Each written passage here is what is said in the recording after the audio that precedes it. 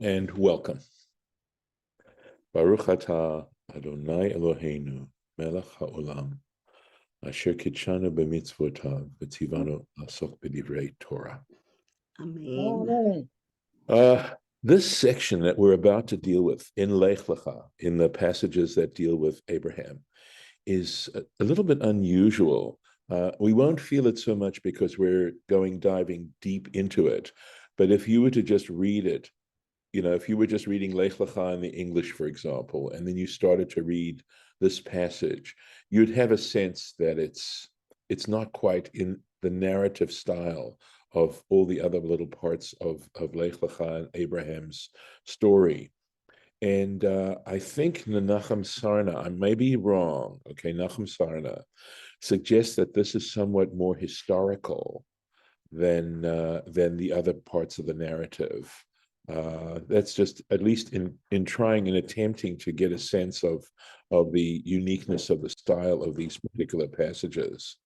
So it's interesting that this is part of the story. So we will I'll go right into the screen share right now, and we'll take a look at it.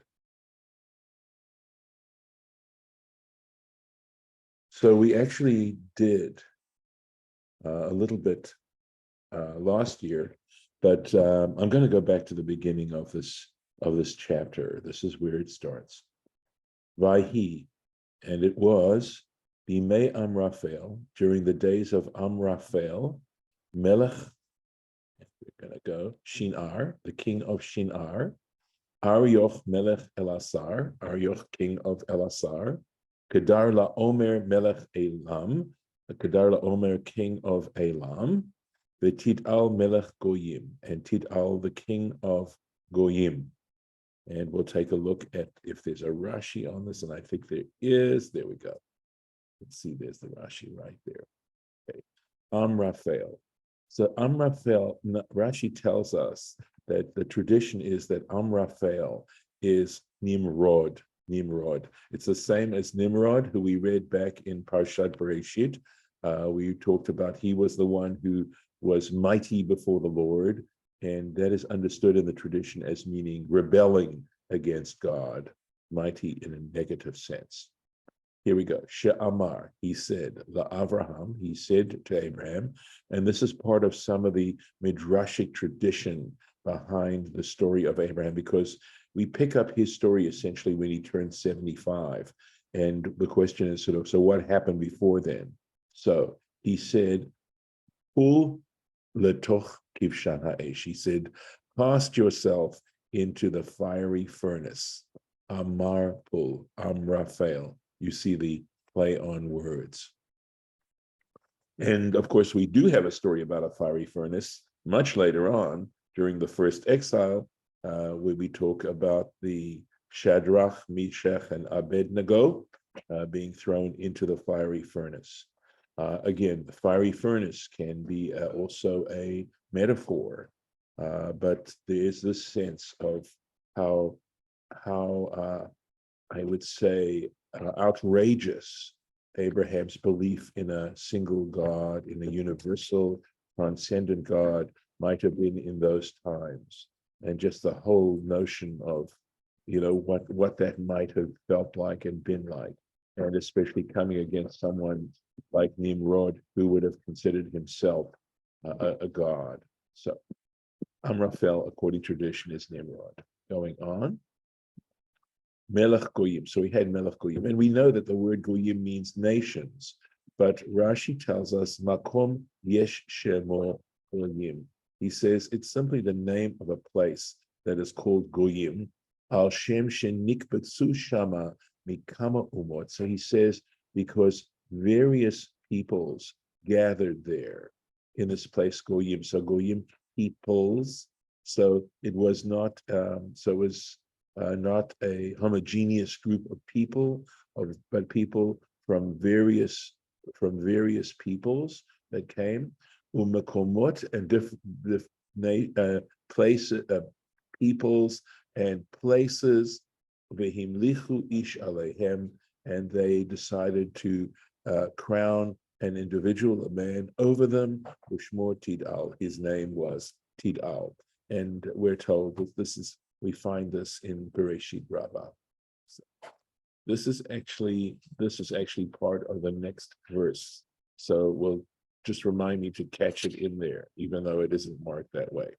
So, Asu Milchama, they waged war at Bera Melech Sodom against Bera, the king of Sodom, at Birsha Melech Amorah, and against Birsha, the king of Gomorrah.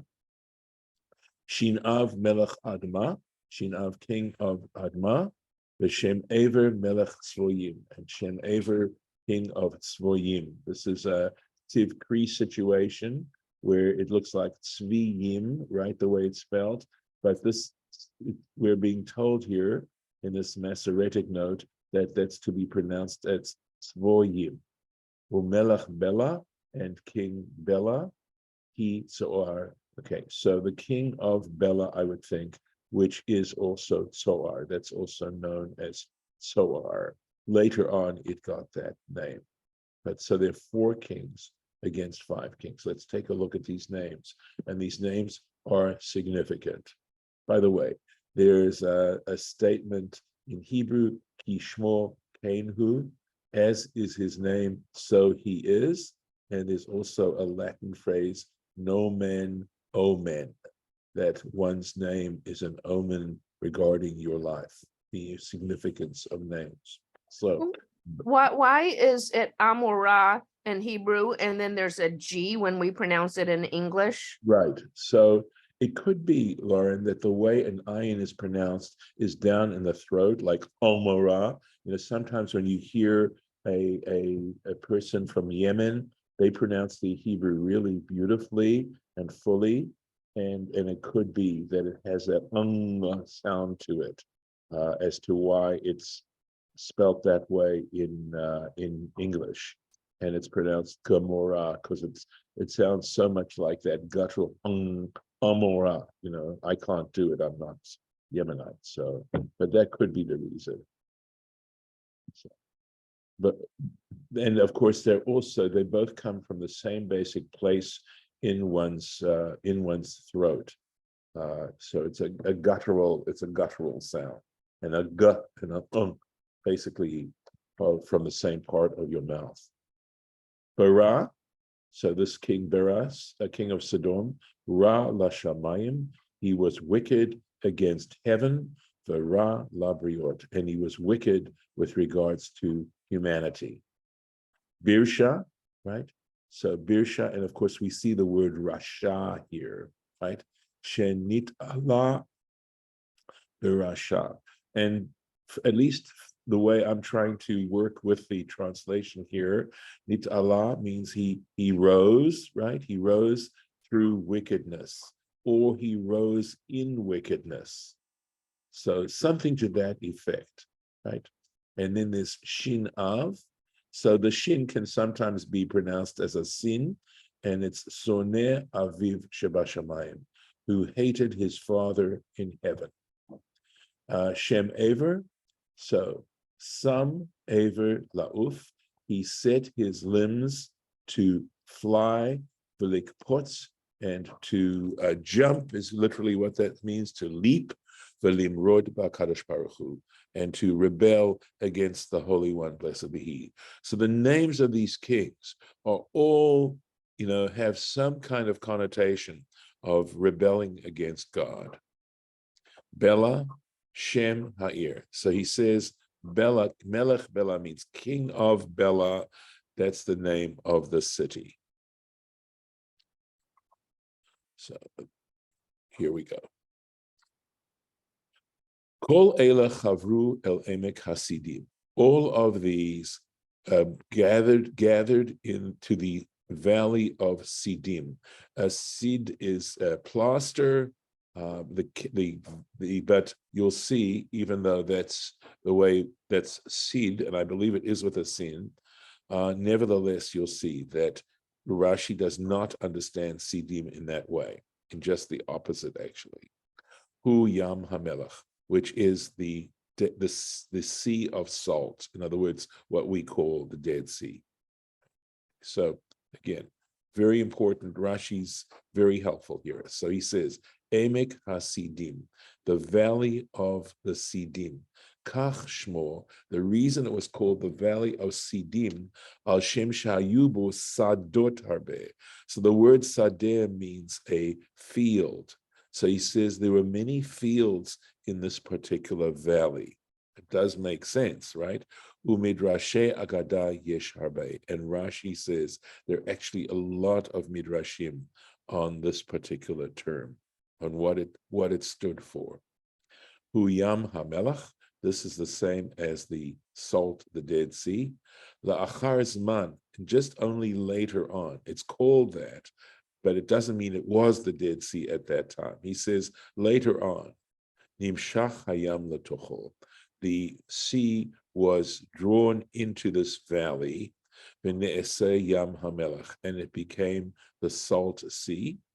Umidrash Agada, and according to some midrashic information, Omer, it's telling us, this Midrash Agada tells us, Shenit Baku Hatsurim, that the rocks split, Svivotav, around this valley, Benimshachu Yeorim Lotocho, and rivers were drawn into this place. And of course, the thing about the Dead Sea is that there is nothing that leaves the Dead Sea. That just any water that comes in there stays in there. And of course, it's in a place that's quite hot. And so the water evaporates. And consequently, that's why the Dead Sea is the way it is and has as much salt and chemicals in it as it has. So, Shtemes Shana, 12 years. Avdu et Kedar LaOmer. They served Kedar LaOmer. And I think we have to say, we're talking about the 5 later kings that we mentioned, that they were vassals to Kedar LaOmer. Ushloshes Shana Maradu, and it says, and 13 years they rebelled. It would be, well, let's see how Rashi understands this, because we're looking now at a total of 25 years, right? If we take it just the way it's written. So let's see. Shtei Misrei Shana Avdu, so they served Kedar LaOmer for 12 years. Chamisha Melachim Halalu, these 5 kings at Kedar LaOmer, to Kedar LaOmer. And then okay, we'll go. He doesn't go on about the 13 years, so we'll keep going. Uva Arba Esrei Shana, and in the 14th year, Ba Kedar LaOmer came, V'hamalachim Asher Ito, and the kings who were with him, so the 3 other kings, Vayaku et Rephaim, and they smote the Rephaim, Ba'ashtarot Karnaim, in Ashtarot Karnaim, and the Rephaim, remember, were giants. We have a reference to them elsewhere. Et Hazuzim Bahem, et Hazuzim Baham, and the Zuzim also, I believe, were giant people. They were mentioned in Deuteronomy, in Ham. Ve'et ha'emim, and the emim b'shavei Kiryatayim, in Shavei Kiryatayim. So when they went on this campaign, at the rebellion of these 5 kings, they took in a lot of territory while they were at it. Okay, and I believe from a literary point of view, we're to derive that because they were fighting these very powerful people that were just mentioned, they really were very, very. It was a very powerful force. So let's see. Uva Arba Asrei Shana, and in the 14th year, Lemaradam, of their rebellion.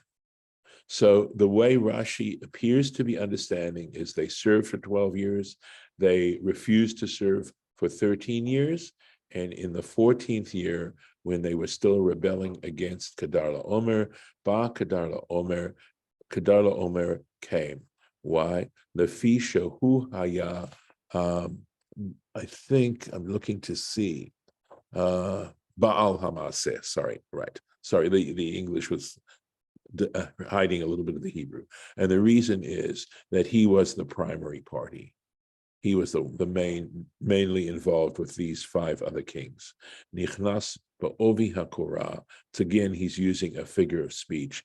It means he went into the thickness of the beam, is what that literally would mean. Okay, but it means, he was the principal actor in this particular campaign. V'hamlachim, okay, and the kings, ele shlosham lachim, the other 3 kings. Hazuzim. So he says the Zuzim are Hazamzumim. They're also known as Zamzumim.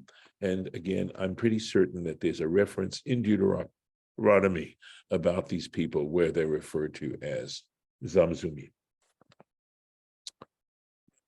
Next verse. Ve'et hachori b'hararam Seir, and the Horites in their mountain of Seir,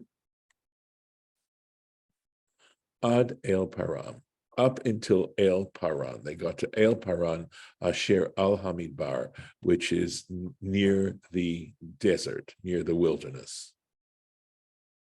Rashi, Bahararam, Bahar Shalahem. He says he's just explaining the figure, the way this is in the Hebrew, that the way you'd say their mountain where they were living is, so Bahar Shalahem would be spelling it out, but if you're using pronominal suffixes here, you'd say Bahararam.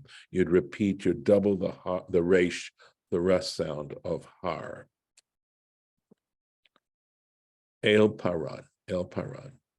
Ketargumo, he says, we follow the Onkelos Aramaic translation here. He says, just as it's translated, mishor, which would mean a plain.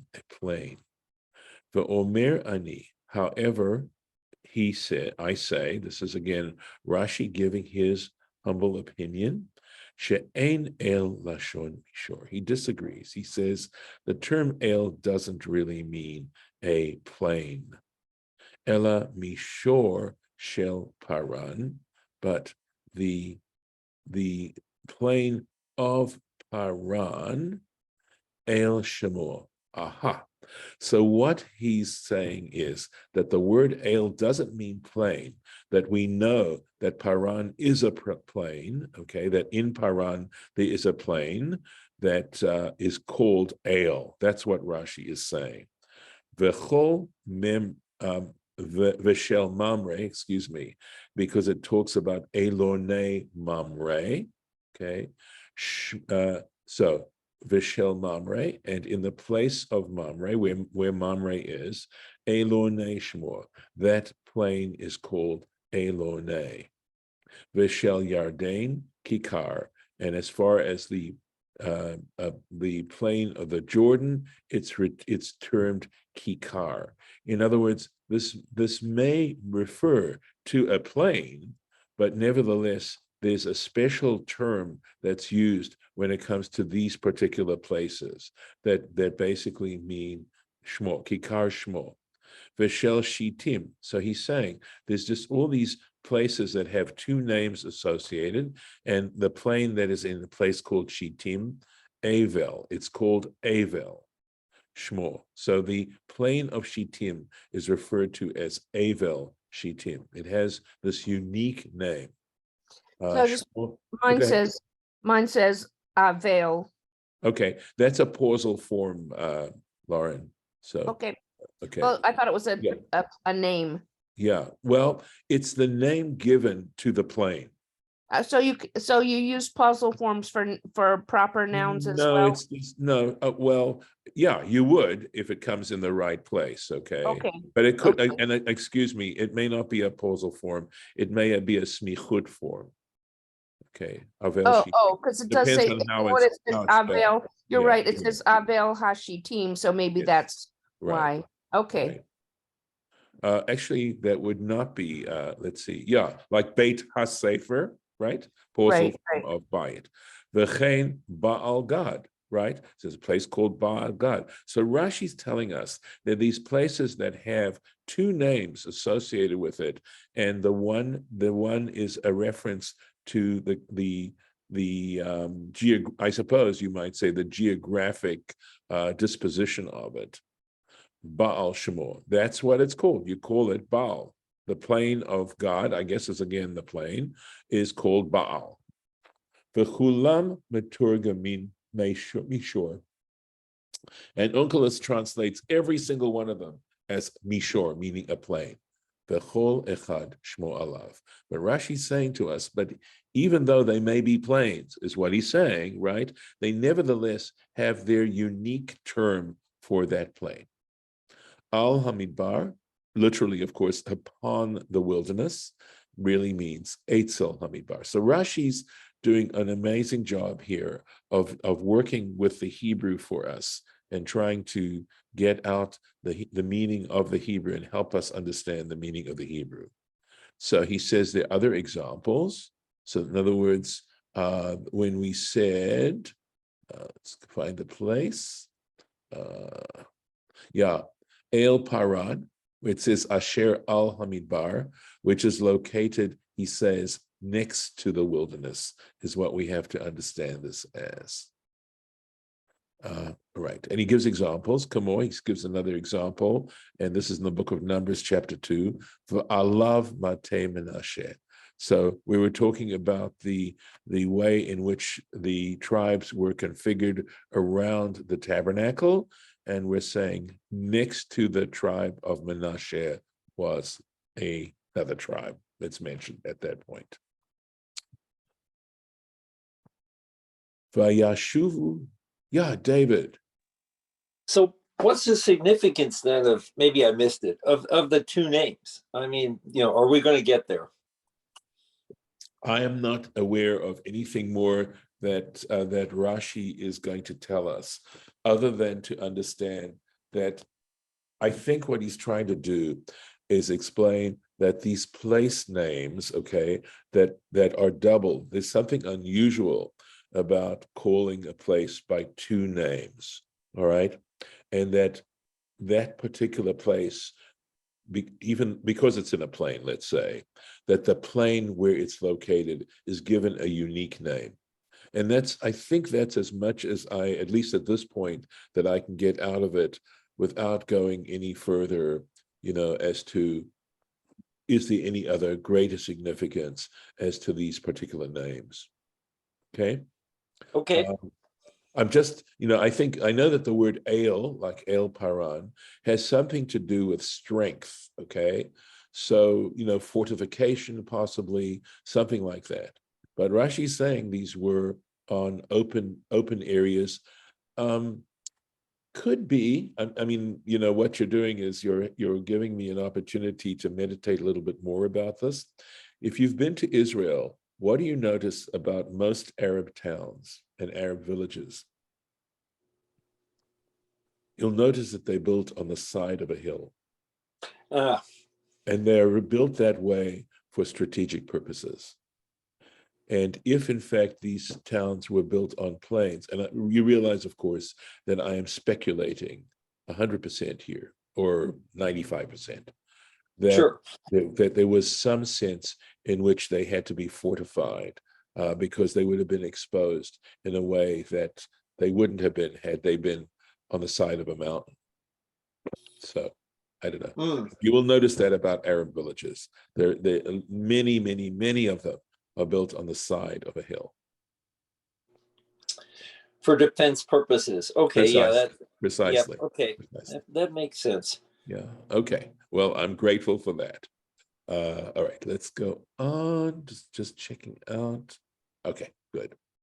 Just making sure we're together here. Vayashuvu. Okay, so they came back. Vayavohu, and they came to El Ein Mishpat. They came to Ein Mishpat. Very often, Ein would refer to a well of some kind, right? Mishpat, we know, means justice, but it's the name of a place. I Kadesh.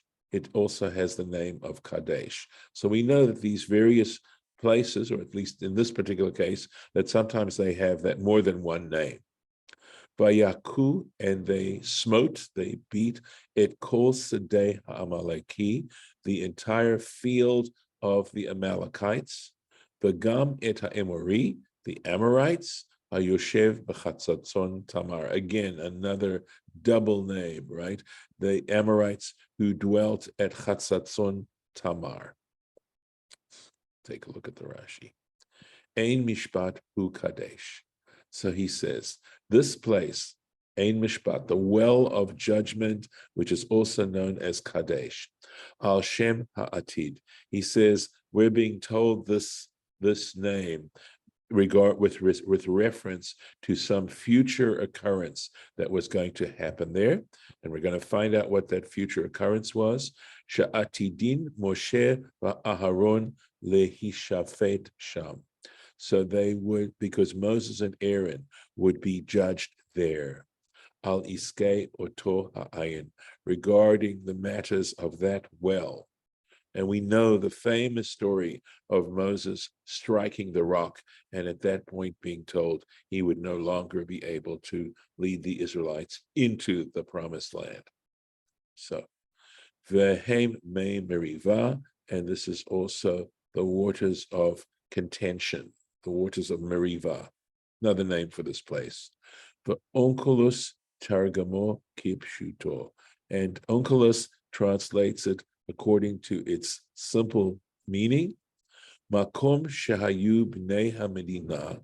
It was the place where the people of that province mitkatzim sham lechol mishpat. They would gather there as a place of judgment. So let's take a look at, we can find the place there. It's in verse 7.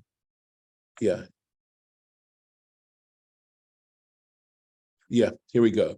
Va'atu lemeshar. Look at that again. Always this word meshar, right? They came to the plain of Pilug Dina, right? This is the name of it. Pilug Dina. I'm going to say, well, Dina certainly sounds like judgment, like the rendering of judgment.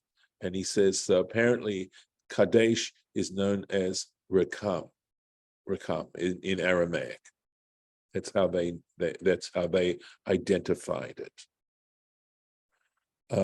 Let's find the next page.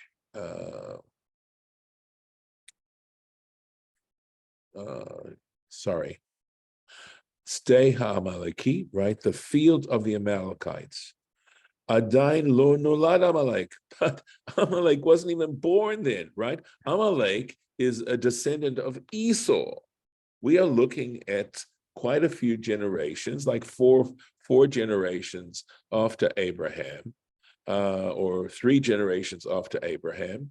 And so who's Amalek? Amalek, as I said, is one of the children of Esau. So he says, Adain lo nolad Amalek. Amalek hadn't been born yet. V'nikra al shem ha'atid. And we're given this term, stei ha'amaleki, because of a future reference. And again, I would suggest that this is going to support our overall approach to the study of Torah as being literary. It's a literary approach to the study of Torah. Chatzatzon Tamar, right? Chatzatzon Tamar. Hu Ein Gedi. So this place, Chatzatzon Tamar, is Ein Gedi, the spring of Gedi. Mikra Malay, and let's take a look. So Mikra Malay usually means that it's, I believe, Lauren, correct me, that it's spelled out in full. Let me take a look. Yeah, it just says explicit, but that's the same thing. It's spelled out. Chatzatzon Tamar. Yeah. Okay. Chronicles 20. Yes, he says, there it is. 2 Chronicles, Divrei Hayamim Bet, the second book of Chronicles, chapter 20, Yehoshaphat, when it something to do with King Yehoshaphat, that it's described there, it's discussed there. It's again quite a bit later on, but I think he's simply giving us, the fact that why he identified it as Ein Gedi. So I believe when he says Mikra Malay, I'm going to guess that what Rashi is saying is that's explicitly stated in the second book of Chronicles, chapter 20, when it's talking about Jehoshaphat. It tells you that Chatzatzon Tamar is Ein Gedi. It's a guess on my part, hopefully an educated guess. When he says Mikra Malay, he's saying it's a verse explicitly stated. So yeah, go ahead. I'm just saying it's after time. Oh, so sorry. Thank you. If All we right. have everybody here whose name is here, we have a minion. Wonderful. Okay, let me see. Okay, I want to just mark the place. Yeah, So, verse 8. yes, let's put that there. And then, yes, that would be lovely. So we're actually at a very nice place.